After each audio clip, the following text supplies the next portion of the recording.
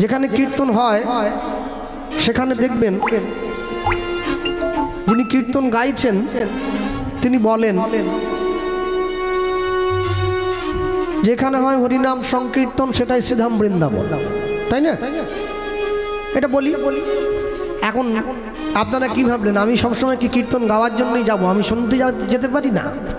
আমি যাই, তবে একটু অন্ধকারে দাঁড়াই আর কি, ফাঁকের দিকে দাঁড়াই। এতে কি হয়, যে গায় তার সুবিধে হয়, কারণ সে প্রাণ খুলে গাইতে পারে। আর সে আমার মুখটা দেখলে একটু আবার বলি আবার কি বলতে কি বলবে, কি দরকার, তার থেকে একটু ফাঁকে বসাই ভালো। তা আমি দেখলাম আমার গ্রামে বড় বড় কীর্তনীয়ারা যায় দোলের সময় কীর্তন করতে। তো যখনই ওই কীর্তন শুরু হয় বলে যেখানে হয় হরিনাম সংকীর্তন সেটাই শ্রীধাম বৃন্দাবন।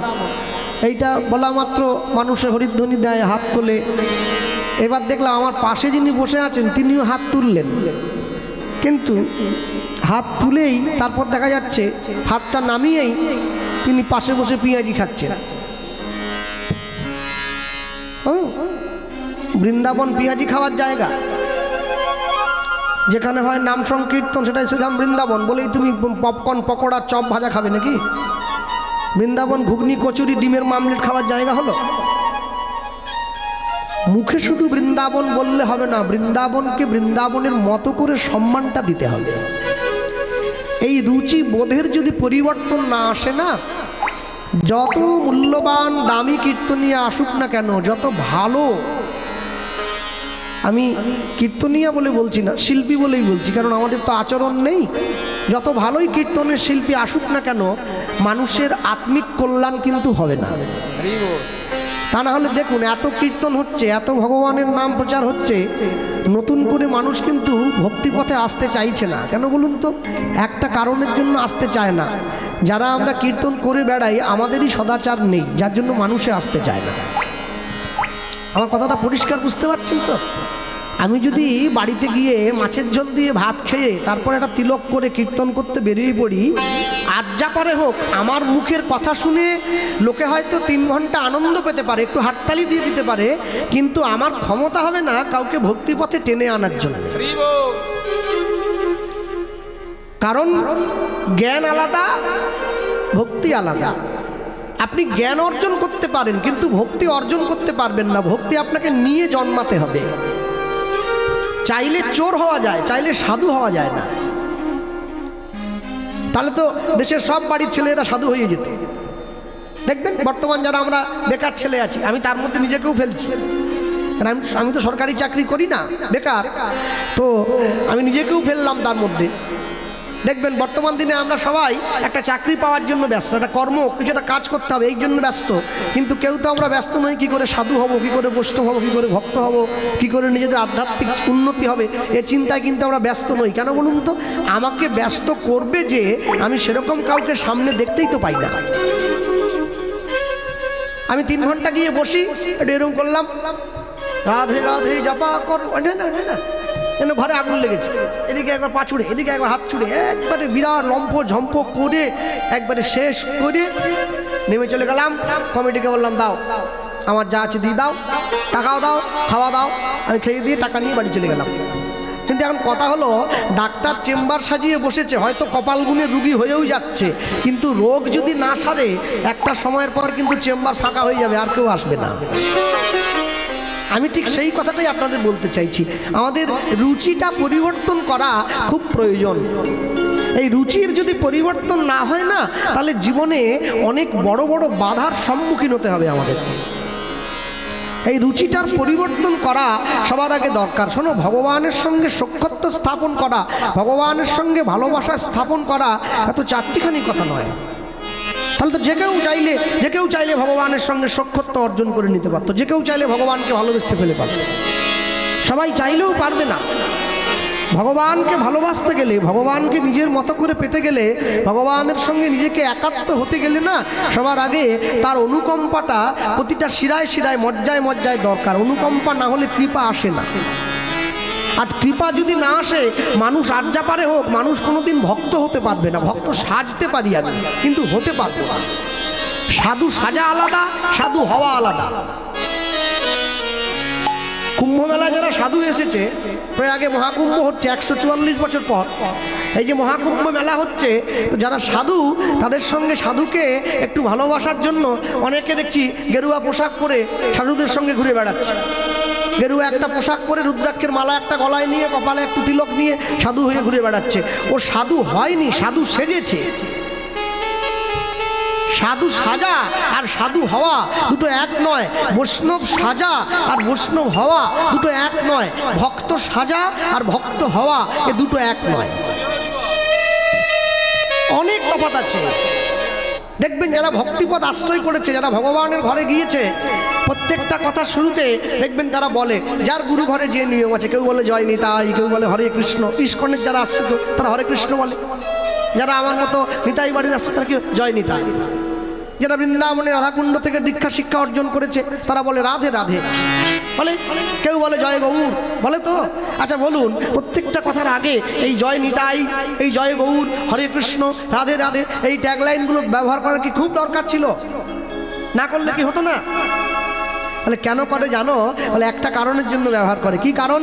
বলে ব্যাংকে টাকা রাখলে টাকাটা কিন্তু সুদে বাড়ে, জমতে জমতে জমতে জমতে একটা সময় কিন্তু অনেকটা পরিমাণ হয়ে যায়, সেটা আপনার অজান্তেই হয়ে যায়, আপনি হিসাব রাখেননি কিন্তু অনেকটা হয়ে গেছে। আমার দাদু বলতেন যে একজন মানুষ সারাদিনে 2 লক্ষ কথা বলে। এই 2 লক্ষ কথার পূর্বে কেউ যদি একবার করে জয় নিতাই বলে, তাহলে 2 লক্ষ বার সে জয় নিতাই বলছে। হচ্ছে তো এই 2 লক্ষ বার যে প্রত্যেক দিন জয় নিতাই বলছে, এই জয় নিতাই বলতে বলতে বলতে বলতে বলতে বলতে যেদিন তার এই ঈশ্বরের ভজনের ঘরটা পূরণ হয়ে যাবে না, তার প্রথম বহিঃপ্রকাশটা আপনারা লক্ষ্য করবেন। যেদিনকে ভজন সাধনের ঘর পূর্ণ হয়ে যায়, তার প্রথম বহিঃপ্রকাশ হলো ঈশ্বরের নাম শোনা মাত্র তার নয়নে জল এসে যায়। ঈশ্বরের নাম যার অন্তরে পরিপূর্ণ, ঈশ্বরের নাম শোনা মাত্র তার চোখে জল এসে যায়। সবার আসে না কিন্তু। অনেক বড় বড় জ্ঞানী ব্যক্তি আছে, অনেক বড় বড় পণ্ডিত আছেন, ভগবানের কথা দিন রাত ধরে বলে চলেছেন, শাস্ত্রীয় শ্লোক সিদ্ধান্ত মুখস্থ বলে যাচ্ছে, গড় গড় করে বহু করে বলে চলে যাচ্ছে, কিন্তু সারাদিন তাকে আপনি ভগবানের কথা বলান, সারাদিনের মধ্যে এক ফোঁটাও তার চোখে জল আসে নাই। আপনাকে বুঝতে হবে ও পাণ্ডিত্য অর্জন করেছে, কিন্তু ভক্তির ধারে প্রান্তে ও নাই, অনেক দূরে আছে, তাই না? কলের তলায় কলসি রেখে কলটা চাপ দিলে কলসিটা ভরে যায়। আচ্ছা, কলসিটা ভর্তি হওয়ার পরেও যদি কলটাকে চাপ দেওয়া হয়, তখন কলসির জলটা উতলে বাইরে বেরিয়ে আসে। হৃদয় কলসিটা বারবার ধরে ঈশ্বরের প্রেম সাধনে এটাকে দিতে দিতে দিতে দিতে যখন এই হৃদয় কলসিটা প্রেমে পরিপূর্ণ হয়ে যায়, নয়নের ধারা রূপে উপচে বাইরে চলে আসে। এমনি এমনি আসবে না, কি করে আসবে? ভগবানকে ভালোবাসার এমন এমন নিদর্শন আমরা জগৎ মাঝে দেখতে পাই। সনাতন ধর্ম এই জন্য শ্রেষ্ঠ জগৎ মাঝারে, অন্য কোনো ধর্ম নয়। অন্য ধর্ম বিখ্যাত হতে পারে, শ্রেষ্ঠ হতে পারবে না। সনাতন ধর্মের কথা শ্রেষ্ঠ। কেন শ্রেষ্ঠ? ভগবান আমাকে মানুষে বলে, অনেক অনেক জায়গায় কীর্তনে গেলে, কদিন আগে মালদাতে গিয়েছিলাম, এক ভক্ত আমাকে প্রশ্ন করছে, বাবা ভগবান যতবার জন্ম নিয়েছে বারবার কেন ভারতবর্ষে জন্ম নিচ্ছে? ভগবান কি বিদেশে জন্ম নিতে পারতো না? আমেরিকা, লন্ডন, রাশিয়া, কত বিদেশি আছে, এতগুলো দেশ থাকতে বারবার ভারতবর্ষে কেন? এমনকি শুনছি কল্কি অবতার, সেও নাকি উড়িষ্যার সম্বলপুরে বিষ্ণুযশা ব্রাহ্মণের ঘরে কল্কি অবতার জন্ম নেবে। আচ্ছা বলুন, বিদেশের মানুষগুলো কি দোষ করেছে? ভগবান বারবার ভারতে জন্ম নেয় কেন? আমি বললাম, ভগবান বারবার ভারতে জন্ম নেয় কেন জানো? ভগবান একটা কারণের জন্য ভারতে জন্ম নেয়। কি বলছে? ভারতবর্ষের মানুষ হচ্ছে একমাত্র মানুষ যে নিজে খেয়ে এঁঠো ফলটা আমায় দেবে, যেটা জগতের কেউ দিতে পারবে না। হরি বল, হরি বল। ভারতের মানুষ হচ্ছে একমাত্র মানুষ যে মানুষ আমাকে বন্ধু বলে কাঁধে চড়িয়ে বেড়াবে। ভারতবর্ষের মা হচ্ছে একমাত্র মা যে মা আমাকে সন্তান জ্ঞানে কান ধরে উদুখোলের সঙ্গে কোমরটায় দড়ি দিয়ে বেঁধে রাখবে, ননি চুরি করে খেয়েছি বলে। এটা অন্য কোনো দেশের মানুষ পারবে না, তাই শুধু ভারতবর্ষেই আমি ছুটে আসি। ভগবান গীতায় নিজে মুখে স্বীকার করেছেন তো, অবজানন্তি মাং মূঢ়া মানসিং তনুয়াসিতং পরং ভাব অবজানন্তি মম ভূত মহেশ্বরম। বোকা মানুষগুলো আমাকে শুধুমাত্র মনুষ্য জ্ঞান ভাবে যে আমি শুধু মানুষ, আমি মানুষ নই। মানুষের দেহ হলে তো লয় থাকবে, ক্ষয় থাকবে, বিনাশ থাকবে, জরা ব্যাধি থাকবে। আমার কি আছে? আমার তো নেই। সাধারণ মানুষে এইটুকু বোঝো না, কি করে বুঝবে? আর কবে বুঝবে? আজকে যে অযোধ্যায় রামের জন্মভূমি, যে অযোধ্যায় রাম জন্মভূমি প্রতিষ্ঠা হয়েছে, কি শব্দ হচ্ছে ভাই দেখো তো? যে রামের জন্মভূমিকে কেন্দ্র করে এত উত্তোলন, এত আলোড়ন, যে সব কিছুকে কেন্দ্র করে এত কিছু চলছে। মনে রাখবেন, আজ থেকে বেশি দিনের পুরনো নয়, আজ থেকে 100 বৎসর পূর্বে এই অযোধ্যায় রামের জন্মভূমিতে একজন লোক বসবাস করতেন, যার নাম দশরথ দাস। এখন আশ্চর্য কি জানেন, রামের পিতার নামও কিন্তু দশরথ। রামের যে বাবা সেও দশরথ। এখন রামের বাবার সঙ্গে এই লোকটারও নামের খুব মিল আছে। ও দশরথ, কিন্তু ও তো রাজা দশরথ, আর এ তো ভিখারি দশরথ। নামের মিল আছে, কর্মের মিল নেই। এখন আশ্চর্য কি, প্রত্যেক দিন সকালবেলা করে অযোধ্যাবাসী যখন রামের মন্দিরে যায়, ছোট্ট গ্রামে একটা মন্দির রয়েছে, আর এই গ্রামে যে মন্দিরটা রয়েছে, প্রত্যেক দিন সকালবেলায় অযোধ্যাবাসী গিয়ে রামচন্দ্রের মন্দিরে গিয়ে রাম সীতাকে সবাই মিলে প্রণাম করে, আর পায়ের কাছে হনুমান বসে থাকে, তাকে সবাই প্রণাম করে। এখন দশরথ চিন্তা করলো, রামের বাবার নাম দশরথ, আমিও দশরথ। বলে হ্যাঁ, আচ্ছা আমি কি রামের বাবা হতে পারি না? দশরথের মনে বাৎসল্য ভাব জেগেছে। দশরথ গিয়ে মন্দিরে দাঁড়িয়েছে, তাহলে বাবা হয়ে কি ছেলেকে প্রণাম করব? বাবা হয়ে ছেলেকে প্রণাম করতে পারবো না, আর যা পারে হোক। তাই দশরথ সিদ্ধান্ত নিয়েছে, আমি কিছু করি আর না করি, আমি একটা কাজ করব। আমি কি কাজ করব? আমি মন্দিরের বাইরে দাঁড়িয়ে আমার ছেলেকে প্রত্যেক দিন আশীর্বাদ করব যে বাবা জীবনে চির সুখী হও। সবাই লাইন দিয়ে রাম সীতাকে প্রণাম করে, আর এই দশরথ দাস গিয়ে প্রত্যেক দিন রামচন্দ্রকে হাত তুলে আশীর্বাদ করে, বাবা সংসারে সুখী হও। আমার বাবা বলতেন, মানুষ আমাদেরকে আশীর্বাদ বলে যেটা দেয় ওটা আশীর্বাদ নয়, ওটাকে স্তুতি বাক্য বলা হয়। স্তুতি বাক্য, আশীর্বাদ নয়। আমায় কেউ যদি আশীর্বাদ করে, গোপাল কৃষ্ণ চির সুখী হও, মানুষ কোনোদিন চির সুখী হতে পারবে না। সংসারে আসা মানে সুখ দুঃখ নিয়েই জীবন কাটাতে হবে, এটা আশীর্বাদ। আশীর্বাদ কোনটাকে বলে? যে কথাটা ফলপ্রসূ হবে তাকে তো আশীর্বাদ বলে। কিন্তু আপনি যদি ভগবানকে আশীর্বাদ করেন যে তুমি চির সুখী হও প্রভু, এই কথাটা ফলবে কেন? তার জীবনে দুঃখ নেই। দশরথ দাস প্রত্যেক দিন গিয়ে রামচন্দ্রের মাথায় হাত দিয়ে দূর থেকে আশীর্বাদ করে, বাবা রাম তুমি চির সুখী হও। একদিন, দুদিন, 3 দিন, 4 দিন, 5 দিন, 6 দিন করে আজকে 1 মাস হয়ে গেছে।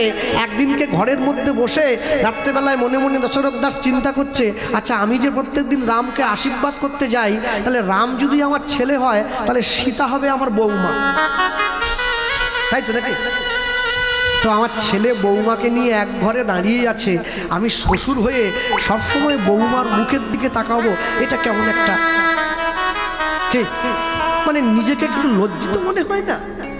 তো আজকে মন্দিরে গিয়ে দশরথ দাস দাঁড়িয়ে আছে, পূজারী ব্রাহ্মণ ছুটে এসে বলছে, কি দশরথ, রামকে আশীর্বাদ করো?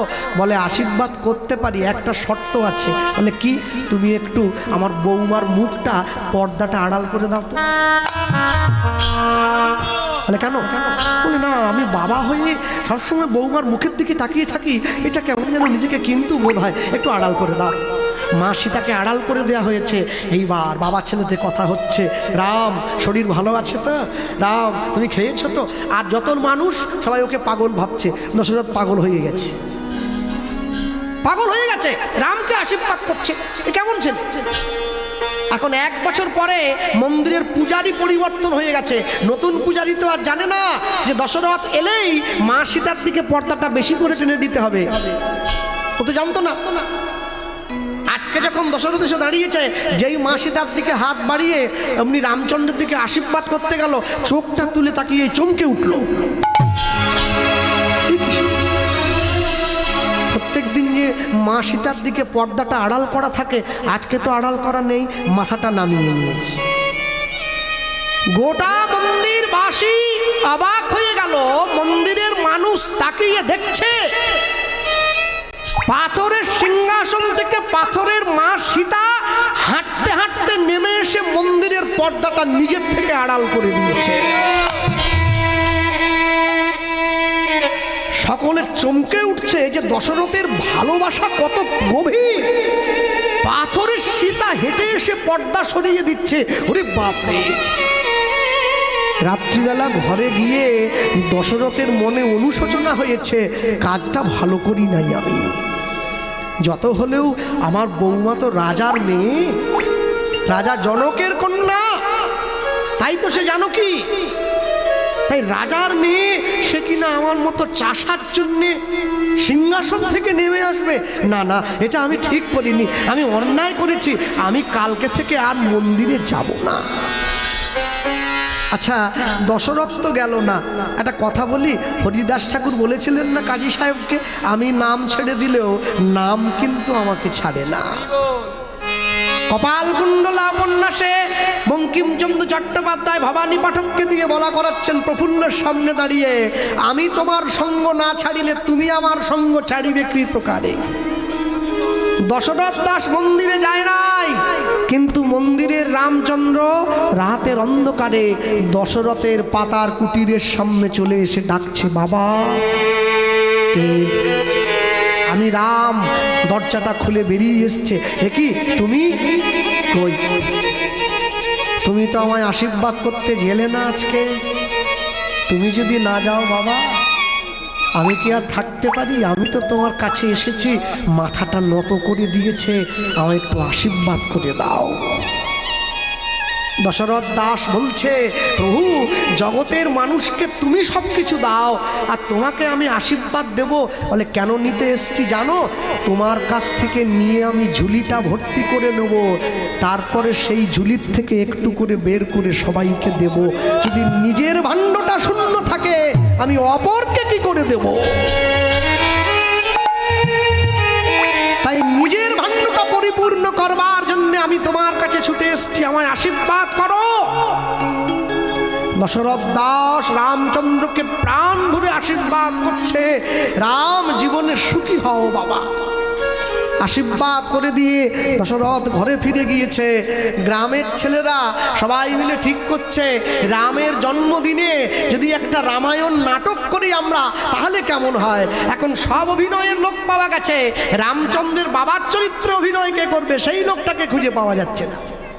বলে, আচ্ছা আমাদের দশরথকে বললে হয় না? শুনেছি ও নাকি রামের সঙ্গে কথা টথা বলে। বলে, ওকে ডেকে নিয়ে এসো, ওর নামটাও তো দশরথ। হ্যাঁ, সত্যি সত্যি রাম যখন বনে যাচ্ছে, অযোধ্যার রাজা দশরথ মূর্ছা গিয়েছে, রামকে বনে পাঠাতে হবে শুনে। একবারে আমার ছেলেকে রাজা করতে হবে, মা এসে বর চাইছে, আর আরেকবারে তোমার ছেলেকে 14 বছরের জন্য বনবাসে পাঠিয়ে দিতে হবে। রাজা দশরথ মূর্ছা গেলেন সত্যি সত্যি রামায়ণে। আর এই নাটক রামায়ণে যখন দশরথকে রামকে বিদায় দিতে হচ্ছে, দশরথ অজ্ঞান হয়ে মঞ্চ থেকে মাটিতে পড়ে গিয়েছেন আছাড় খেয়ে।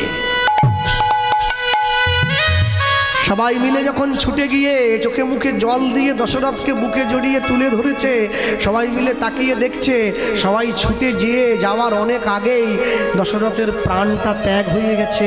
দশরথের আত্মাটা রামচন্দ্রের চরণে গিয়ে আশ্রয় পেয়েছে। ভগবানকে ভালোবাসা, ভগবানকে একাত্ম করে পাওয়া, এ কি চারটিখানি কথা? আমি গতবারও আপনাদের এখানে এসেছিলাম, এবছরও এসেছি, হয়তো আর আগামীতে নাও আসতে পারি, আমি সে কথাটা বলবো না। কিন্তু আমি একটা কথাই প্রচার করে যাব, এবছর এসে যে অষ্টকালীন লীলাব্রতের সংকল্প আপনারা নিয়েছেন এই গ্রামের মানুষ এবং এই সমস্ত যুব সমাজ যারা অষ্টকালীন কীর্তন করাচ্ছেন আজকে, আপনারা দয়া করে এই অনুষ্ঠান সূচিটা পরিবর্তন করবেন না কোনোদিন।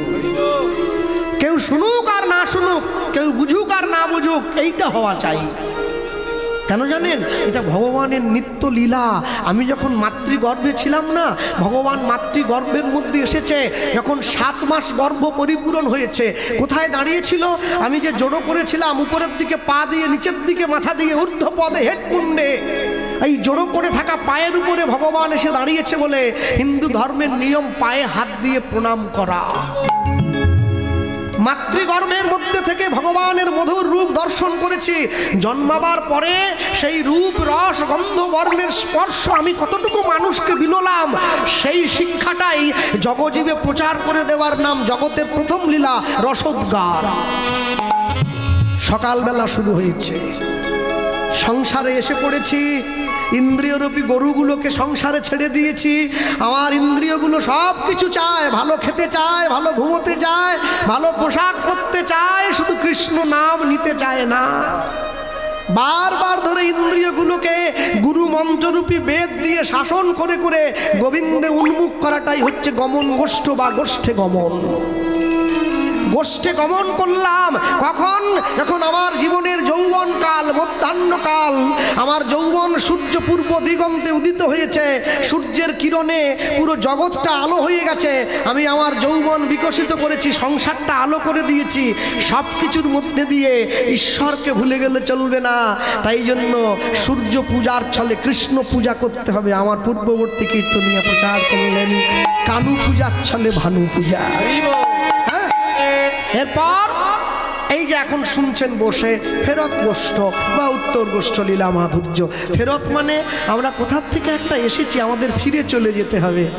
আর উত্তর গোষ্ঠ মানে আমাদের জীবনের একটা প্রশ্ন আছে, যে প্রশ্নের উত্তরটা খুঁজে বেড়াবার জন্য আমরা সব সময়ের জন্য ব্যস্ত। সেই প্রশ্নের উত্তর আমরা যার মধ্যে দিয়ে খুঁজে পাবো, সেটাই তো উত্তর গোষ্ঠ। আর যেদিন আমাদের উত্তর গোষ্ঠ সম্পূর্ণ হবে, সেদিন ফিরে চলে যাওয়ার পথটা পরিষ্কার হবে। আমি ঘরের মধ্যে বসে নাম মালিকাটা হাতে ধরার সঙ্গে সঙ্গে শ্রী গোবিন্দের মধুর রূপমাধুর্য দর্শন করব। আমার পরেই তো পদ্মপলাশ গাইবে রূপমাধুর্য। তোমার রূপ দেখার পরে আমার যখন অনুশোচনা হবে যে প্রভু আমি তাহলে জগৎ সংসারে কি করলাম, এই অনুশোচনাটা আমি যার কাছে সাধু সঙ্গ করে আমি যদি ব্যক্ত করতে পারি, তবেই হবে আক্ষেপ।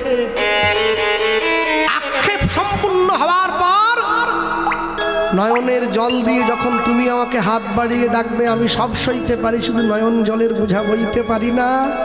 আমি তোমাকে ভালো লাগার জন্য সেই সাজে সজ্জিত করে আমি তোমার উদ্দেশ্যে গমন করব, তখন হবে আমার অভিসার। আর অভিসার যদি সম্পূর্ণ হয়, তবেই তো আমি দর্শন করব সেই মধুর রাস লীলা। নিতাই গৌর সব সময়ের জন্য মনে রাখবেন, পৃথিবীর মাটিতে দাঁড়িয়ে এই বৈচিত্র্যময় সংসার সারা জীবন ধরে শুধু আমি আমার আমার করলাম, কিন্তু একটা জিনিস ভুলে গিয়েছি, শুধু সবাই আমার, কিন্তু আমি কার? আমি কার? আর যেদিনকে আমার জয়নিতাই, যেদিনকে আমার দুটো চোখ বন্ধ হয়ে যাবে, আমি দেখব আমার সামনে শুধু অন্ধকার। বৈষ্ণব মহাজন লিখছেন, কত সুন্দর ভাষা, লক্ষ্য করে দেখুন কি লিখলেন। খেলো যে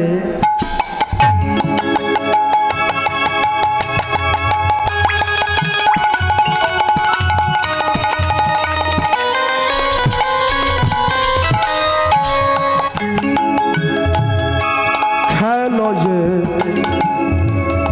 বিনোদ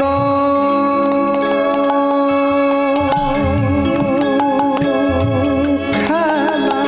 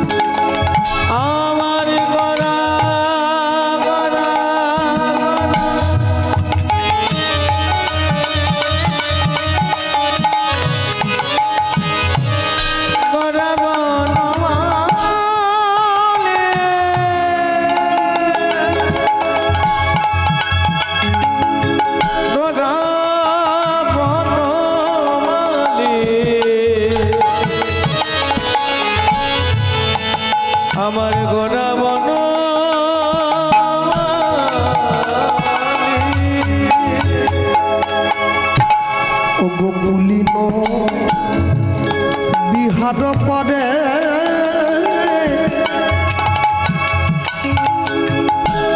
ভকত মণ্ডলী ও গোকুলিন বিহার করে ভকত মণ্ডলী ও গোকুলিন বিহার করে ভকত মণ্ডলী ও গোকুলিন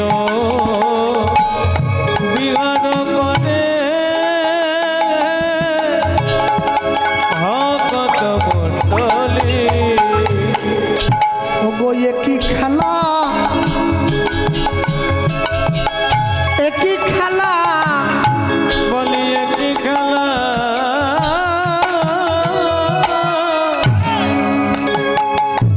একটি খেলা ও গো একই খেলা একই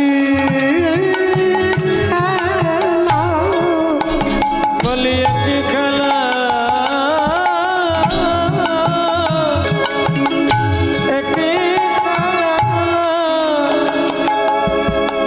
ও যে খেলার ছলে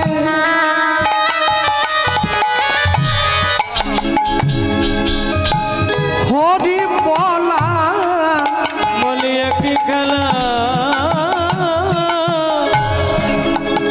একটি খেলা ও যে খেলার ছলে হরি বলা বলি একটি খেলা একটি খেলা এই জগতে কোনো খেলা হলে খেলতে খেলতে যে পড়ে যায় বলে তুমি বাইরে যাও কি বাইরে যাও হাডুডু কাবাডি খেলতে গিয়ে যে পড়ে যায় সে বাদ আউট হয়ে গেল তাই তো কিন্তু মহাপ্রভু যে খেলাটা খেলছে এই খেলায় বলি যে বা পড়ে তারাই যেতে বেরোবে তারাই যেতে যে বা সাধু গুরু বৈষ্ণব চরণে পড়ে তারাই যেতে নিতাই গৌর বলি জড়াই পড়ে তারাই যেতে যে বায়াকে পড়ে চরণে পড়ে বলি জড়াই পড়ে তারাই যেতে বলি সাধু গুরু বৈষ্ণব চরণে যারাই পড়ে জড়াই পড়ে শুধু নয়ন জলে ভেসে ভেসে বলি জড়াই পড়ে তারাই যেতে বলি হা গৌর কৃপা করো বলে বলি জড়াই পড়ে তারাই যেতে আমায় রেখো তোমার চরণ তলে তারাই পড়ে তারাই যেতে ও গয়ে জন্মে নয় প্রতি জন্মে জন্মে তারাই পড়ে তারাই যেতে ও গো গৌর তোমার হলাম বলে তারাই পড়ে তারাই যেতে ও গো কে জন্মে নয় জন্মে জন্মে তারাই পড়ে তারাই যেতে আমায় চরণ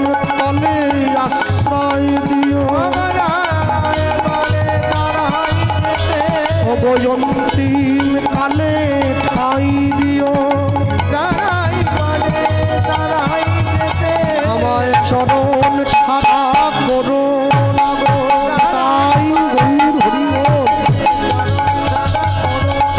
তারাই পড়ে তারাই যেতে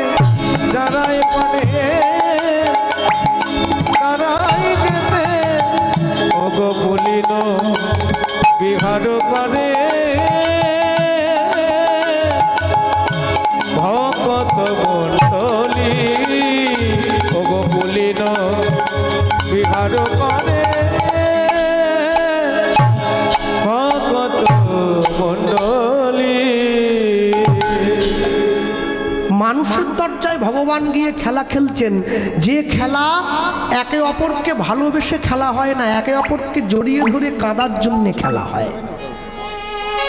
হ্যাঁ, আজকে যে সমস্ত দাদারাও রয়েছে, ভাইরাও রয়েছে, যারা আমাকে ডাক দিয়ে এখানে এনেছে, ওরা আমি গাড়ির থেকে নামার পরেই আমাকে বারবার ধরে একটা কথাই কিন্তু বলেছে, দাদা শেষে কিন্তু কটা ভজন করে দেবে। হ্যালো, কেন বলে আমাদের ছেলেরা একটু আনন্দ করবে না। আপনি ঠিক ওই মানে 8:15 গানটা রাখবেন, 15 মিনিট একটু নাচি টাচি দিয়ে একটু আচ্ছা একটা কথা বলি, ভজন আমি গেয়ে দেবো, ওতে দুঃখ নেই, কেন গান তো শিখেছি গাওয়ার জন্যই, বললেই দুম করে দুটো গেয়ে দেওয়া যায়। আশ্চর্য কি জানেন, এই আমি যখন নদিয়ার দিকে গেলাম, প্রথম যেদিন কীর্তন করতে গিয়েছিলাম, একটু পরে, হ্যাঁ আমি যখন নবদ্বীপে কীর্তন করতে প্রথম গিয়েছিলাম জীবনে, আমি তো নবদ্বীপের নিয়ম জানতাম না। আমাকে আমার গুরুবাড়ি কিন্তু নবদ্বীপ, হ্যাঁ আমার গুরুবাড়ি, আমার ভাগ্যটার সঙ্গে মিল আছে বলতে হবে, কিন্তু মিল থাকলে কি হবে, আমি তো জগতের নিয়ম জানি না, কোন জায়গায় কি করতে হয় আমি কি জানি। আমি প্রথম গিয়েছি এলাকায়, আমি তো চিনি না, গুরুবাড়ি নবদ্বীপ, আমি নবদ্বীপে গেলাম। আমি নবদ্বীপ যখন গিয়েছি, যারা ইয়ং ছেলে মেয়েরা রয়েছে না, আমি গাড়ির থেকে নামার পরে সঙ্গে সঙ্গে কতকগুলো ছেলে মেয়ে কাছে এসে বলছে, শুনুন কৃষ্ণবাবু অনেক আশা করে আপনাকে আনা হয়েছে। আমি বললাম বলুন কি করতে হবে, বলে কিছু করার দরকার নেই, এমন একটা কিছু করবেন যেন প্রাণ ভরে আমরা একটু কেঁদে নিতে পারি। এই কথাটা বলার যখনই বলেছে না, আমার অন্তরটা একবারে ছ্যাদ করে উঠলো। কি হয়েছে, তোমরা স্কুল কলেজে পড়ো না? বলছে হ্যাঁ। তো কলেজে পড়ো ছেলে মেয়ে, তোমরা ভগবানের নামে কাঁদবে? বলে জানেন তো এখনো বাড়িটাতে গৃহপ্রবেশ হয় নাই, গৃহপ্রবেশ হয়ে গেলে আত্মীয় স্বজনের ভিড় হয়ে যাবে, তো তখন নিজের বাড়ি নিজে আর ভোগ করতে পারবো না। আমি বলছি কোন বাড়ির কথা বলছো? বলে এই বাড়িটার কথা বলছি, এটা এখনো নিজের আছে, এখনো বিয়ে হয় নাই, সংসারে ঢুকি নাই, এখন বিয়ে হয়ে সংসারে ঢুকে যাব না, আত্মীয় স্বজন স্বামী স্ত্রী দেওর ননদ ভাসুর, তখন তো সারা জীবন ওদের জন্য কাঁদতে হবে, নিজের জন্য কাঁদার এই তো সুযোগ। এখন থেকে জমা করে দেব ঈশ্বরের চরণে, আর জমা করতে করতে যেদিন আমার ভাণ্ডটা পূরণ হবে না, আমি মৃত্যুর আগে যদি নাও চাই, আমার মুখ দিয়ে এমনি হরিনাম মহামন্ত্র হরিবল হরিবল হৃদয় গৌর প্রেমানন্দে হরিবল। সব সময়ের জন্য মনে রাখবেন, 24 ঘন্টার সময়ের মধ্যে 24টা সেকেন্ড যদি অন্তত তার চরণে দিতে পারেন, দেখবেন এই 24টা সেকেন্ডের মধ্যে তার চরণতলে দেওয়া মাত্র আপনার নয়ন থেকে জল বেরিয়ে আসবে। বিশ্বকবি রবীন্দ্রনাথ ঠাকুরও শুনেছেন বৈষ্ণবের মুখে, তিনি জানতেন আমাকেও চলে যেতে হবে। মানুষ যখন মরে যায় তাকে উত্তর দিকে মাথা করে শুইয়ে দেওয়া হয়, কেন? পূর্ব দিকে নয় কেন, পশ্চিম দিকে নয় কেন, উত্তর দিকে মাথা করে শুইয়েছে কেন? সনাতন গোস্বামী মহাপ্রভুকে প্রশ্ন করলেন, প্রভু কে আমি, কেন মোরে, যারে তাপত্রয় ইহানা জানি জীবের কইছে হিত হয়, আমি কে, কোথার থেকে এলাম, কেন এই সংসার চিতাপ জ্বালায় আমি জ্বলছি? উত্তরে মহাপ্রভু বললেন, জীব নিত্য কৃষ্ণ দাস ইহা ভুলি গেল, মায়া পিশাচি জীবের গলেতে বান্ধিল। তুমি কৃষ্ণের দাস হতে পারো নাই, উত্তর দিকে মাথা রেখে তোমায় চলে যেতে হচ্ছে। তুমি প্রশ্ন খুঁজেছ, উত্তর খোঁজো নাই, আর উত্তর খুঁজতে খুঁজতে তুমি ব্যর্থ হয়ে পড়লে জীবনে, তাই তুমি চলে যাচ্ছ। বিশ্বকবি রবি ঠাকুরের বিখ্যাত গান আছে, হ্যাঁ, ভগবানকে বলছেন, প্রভু জগতের যত খেলা, সব খেলা তো ফুটবল নিয়ে হয়, কোনোটা ক্রিকেট নিয়ে হয়, কোনোটা হকি নিয়ে হয়, কোনোটা ভলিবল নিয়ে হয়, কোনোটা বেসবল নিয়ে হয়, কোনোটা টেনিস বল নিয়ে হয়, কিন্তু তোমার সঙ্গে যে খেলা জগৎ জীব খেলে, সেই খেলাটা তো আলাদা। হ্যাঁ, লিখতে গিয়ে লিখেছিলেন না বিশ্ববিখ্যাত সেই গান। কি গান? রবীন্দ্রনাথ ঠাকুর ভগবানের চরণটা জড়িয়ে ধরেছেন, ধরে লিখছেন, আহা তোমার সঙ্গে কি খেলা, আহা তোমার সঙ্গে পানে খেলা, তোমার সঙ্গে যে খেলাটা আমার হয় ওটা প্রাণ নিয়ে খেলা, কোনো বল নিয়ে খেলা নয়। যে সমস্ত যুবক ছেলে মেয়েরা আজকে আসরে উপস্থিত আছো, আমি বলবো তোমরা 8:15 পর্যন্ত আমাকে সময় দিয়েছো। 8:15 পর্যন্ত মন দিয়ে কীর্তন শুনবে। তারপরেও যদি তোমাদের মনে হয় এই আসরে ভজন গান গাওয়া উচিত, আমি কথা দিলাম আমি গেয়ে চলে যাব। তারপর যদি তোমরা মনে করো যে না দাদা গাইলে আসরটা নষ্ট হয়ে যাবে, তাহলে আমি গাইবো না, আমি তোমাদের উপর ছেড়ে দিলাম। শুধু মন রাখো। কবি লিখছেন, আহা তোমার সঙ্গে প্রাণের খেলা, প্রিয় আমার ও গো প্রিয়, বড় উতলা